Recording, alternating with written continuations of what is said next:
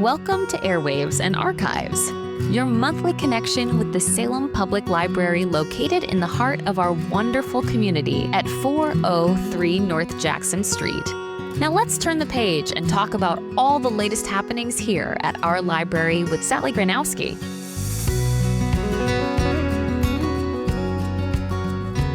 Welcome to this month's episode of Airwaves and Archives. I am your host, Sally Granowski, joined today by the always lovely library director, Miss Kate McBride. Hey, Kate, how are you doing? I'm doing well, Sally. How are you? I am doing good. I'm so glad to have you back. Thank you.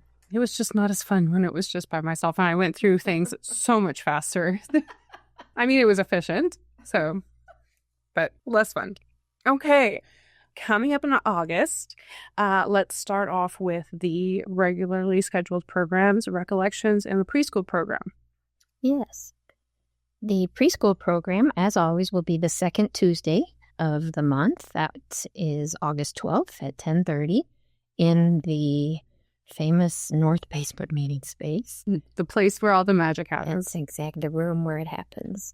And Recollections will be the following day, the second Wednesday of the month, August 13th, also at 10:30. The topic of discussion is favorite visits and vacations. Ooh, that'd be fun. And I can imagine people who participate in Recollections have been to a lot of places. I would think so. I would hope so. I mean, A lot of stories. A lot of stories. Wonderful. Okay. Now, something that the library does that a lot of people might not know are the ongoing passive programs.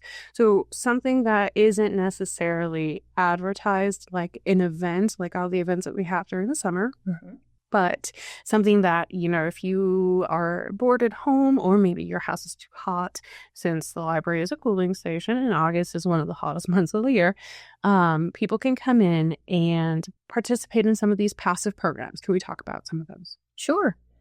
One that we have seen an increase in interest in is the jigsaw puzzle station. Oh, okay. So there is, right now there's a whopper. I think it might be a 2,500 piece puzzle. Oh, how fun. It's lots of pieces. It is Pokemon. So there are a lot of different colors, a lot of different characters. That's so fun. Yeah, so that's set up back in the newspaper reading area near genealogy. You take a left when you come in the front door. I was just going to say, when you come in the front door, you just hang a left and it's through that glass wall. Right. Space. Okay. Right, and that's just a drop in when you feel like it or when you have some time to relax and try to help us piece that massive puzzle together. Now, was that a library purchase or was that a donation? It was a donation. Nice. So all of our puzzles have been donated. Some were donated by Ravensburger, the puzzle and game company. Oh. Very generous. Yeah. And then other puzzles have been donated by staff and patrons. Nice. I love that. So there's more than just one puzzle. Now, if that space is being used and somebody walks in and maybe doesn't want to do the Pokemon puzzle, can they take a puzzle to another section of the library and work on that themselves? If they ask us, we'd be happy to pull one out for them. Okay. We only have one sitting out at any one time, but we have a large cupboard full of other puzzles. So if someone wanted to try to work on that, just ask staff. Okay. Just talk to the staff and see. It's, I love puzzles. So now, along that line, we also have board games that are kept behind the circulation desk. And so if folks come in and, as you said, are trying to avoid the heat and just cool off in the library for a bit, just ask at the circulation desk. Okay. So just go to the circulation desk, ask what kinds of board games there are, and then maybe sit down and play one. Exactly. Nice. Exactly. We have them for all ages, from preschool age up through adults. Okay. So not just going in and read. Of course, we want people to read, obviously. Yes. But you can sit down and play a game with your littles or not so littles, and yes, that's so fun. Now, right along the lines of early literacy is handwriting and writing practice. Now, I did not know that the library did this, but you guys have a letter writing station, correct? we do. Tell me about that a little. It is actually in the juvenile area near the children's room against the brick wall. And it is the book drop that sat outside the old library there on 2nd Street. We cleaned that up and put some signs on it to make it a mailbox. And occasionally staff will change the character to whom children can write. Oh, how fun. In the past, it's been Pete the Cat, Santa Claus. Children may write letters to Santa Claus closer to Christmas time. Mm-hmm. In the past, we've also had it where children may write a note to a service member. Okay. And we've reached out to folks at Fort Leonard Wood and had those notes and drawings sent to service people who can't be home for the holidays. Oh, how lovely. So currently, I believe it's Pete the Cat, actually, that they can write to. That's fun. We just changed that. But it's excellent practice with letters and with that thought process for reading. Gotcha. Hand-eye coordination, all that stuff. So many skills that we need to practice as little people. And that is a great opportunity, writing something. I mean, even the youngest little can scribble on a piece of paper. And let's talk about the days that the library is going to be closed in August. There's no major holiday that month. Correct. However, there is going to be a scheduled close. Yes, the library will be closed on Tuesday, August 5th, all day. Okay. That is for staff development. Oh, fun. There's some software that some of us are better at than others, and so we're going to teach and learn. Awesome. Well, good. I hope it's a good time. So Tuesday, the 5th of August, the library will be closed. Yes. Another big event coming up in August, as we all know, is back to school. This is a hectic time. Yeah, as a parent with a child who is going, we do part-time with this R80, and we homeschool the rest of the time. So if you are like me, whether you have a child full-time in part-time public school attendance, and then you're homeschooling, one thing that we love to do at the library is take advantage of the consortium. A lot of our curriculum has additional reading and books that go along with whatever lessons we're doing, whether it's history or history is a big one, but also science, and some other subjects and what have you, art, poetry, so many things. That consortium is my new best friend. I'm glad to hear that. It is. And it's Missouri Evergreen, and you can get to it through the library's website, or I usually just type in on Google, Salem Public Library, and this is like the second link that pops up. And then it usually takes anywhere from like a week or 2 weeks, depending on how popular the book is or how far it has to travel. But if I remember to be good enough about looking ahead, and I can request the books that I'm going to be needing, and they just come right to the library, and you guys tell me that, hey, it's time to pick them up. Right. We can call patrons, we can text them, we can email them, we can do a combination of those. What else can I know we've talked about this before, but can you remind us what else we can request from the Missouri Evergreen Consortium? There are so many different types of materials available from other libraries that I couldn't even list everything. I'm sure I would be surprised at some of the things that other libraries would share with us. Like we have cake pans here. That's right. Right. And mobility aids. We do. One thing that we have seen an increase in requests for are video games. Oh, okay. Right. I don't know that those would be requested for a homeschool curriculum supplement, but we do have patrons that borrow Xbox games. Okay. And games for their Switch. I know nothing about video games, but I think that my younger, more tech-savvy coworkers have explained to me that these tiny cartridges are for Switch games. And the ones that look like a postage stamp on them? Yes. Yes. Okay.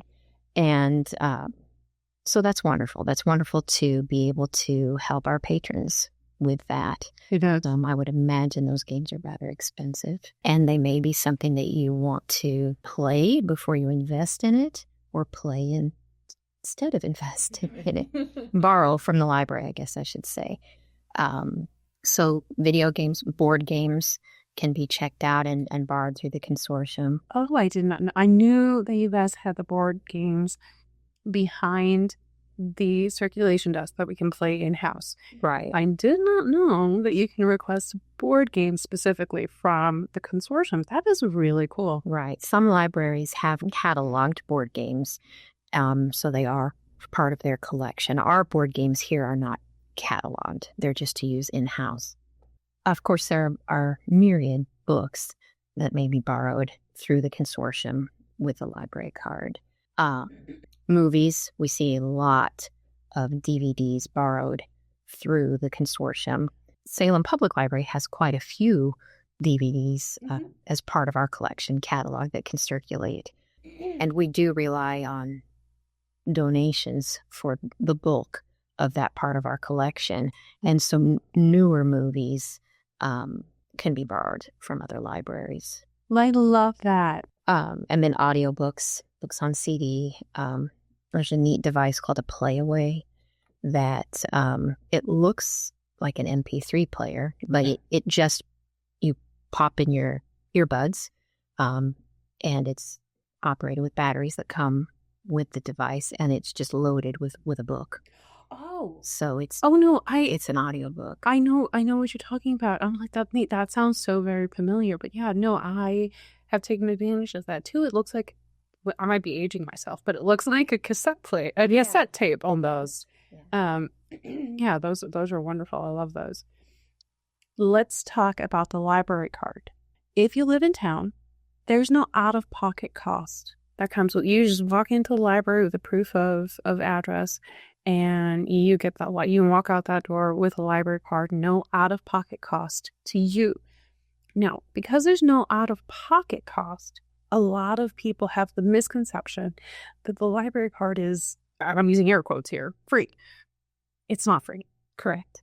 Right. We pay for this. You do. We do. I do. I do too. Right. I live in town. Right.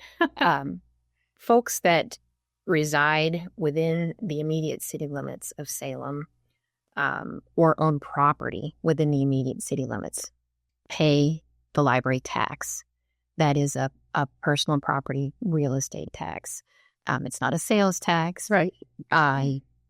You are taxed on your property, and it's listed on your annual tax form as library tax. The one we get at the end of the year, that golden piece of paper from the courthouse. Right. Okay. And that is how we that live within the city limits pay for our library card.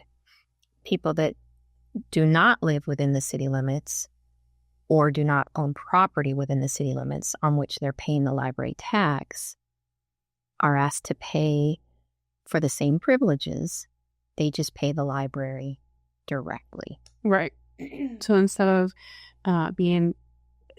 coming out of property taxes at the end of the year, it's an upfront cost for out-of-state, non-business, hold on. Did I say out-of-state? Well, yes, you did, but we do have folks that visit the area from out of state just for, say, the summer. Okay. So they can also get a library card, so you're not incorrect.